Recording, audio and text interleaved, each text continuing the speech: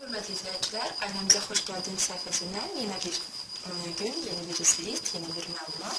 Deməli, bizim də bildiyimiz kimi körpələr qida ilə əlaqədar gəlmə və sancı yaşayırlar və bu olduqca ağır proses olur. Bu proses təxminən 3 aya qədər çəkir və olduqca uşağı narahat edir. Eyni zamanda təbii ki, uşağın ağlaması ilə əlaqədar uşaqda boğazda sancılar ola bilər, hətta kəskin ağrılar nəticəsində təəssüf ki, uşaqda ümumi belə deyim, ana dəlində daralma, üzr istəyirəm, genişlənmə, babasil və başqa proseslər yarana bilər. Allah uzaq eləsin, bu qrıja çıxa bilər. Bu çox uzun, yəni ağlamaqdan ibarətdir. Sinir sistemi pozğunluğu yarana bilər. Bu məqsədlə artıq siz həkimə müraciət etməlisiniz. Ancaq bunun gərmənin, hışqırmanın, sancının, qida gəlməsinin, yeni doğulmuş uşaqlardan aradan qaldırılmasının təbii ki, bir neçə təbii yolu var. Bunun üçün körpələrdən qida gəlməsi və sancıların qarşısını necə almaq olar, bölməsindən istifadə edəcəyik. Əgər uşaq ana südü ilə qidalanırsa, körpənin süd vəzisi giləsinin ayrılanması, tam tutmasını nəzarət edin. Yəni,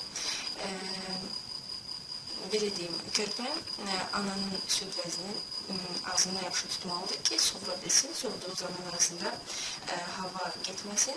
Uşaq ümumiyyətlə butulkadan da qidalanırsa, yəni əmzəklə qidalanırsa da heç bir fərqi yoxdur. Diqqət edin, butulkanı tam tutun, dik tutun ki, uşağın ağzına hava getməsin. Uşağın ağzına hava getmədiyi təqdirdə o zaman şüşədə heç bir hava ağzına getmədiyi zaman uşaqda gəlmə yaranmayacaq. Və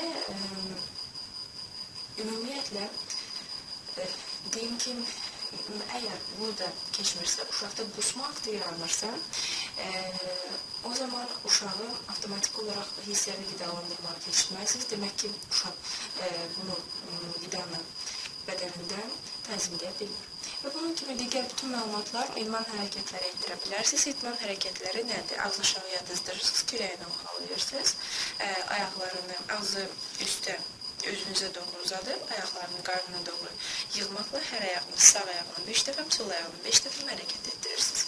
Bu şəkildə körpəniz bildirim ki, yavaşçadan ola bilər ki, hətta qaz bıraxsın və bu nəticədə onun sancısı azalacaq. Məmnun ola bilərsiniz. Diqqətinizə görə təşəkkür edirəm.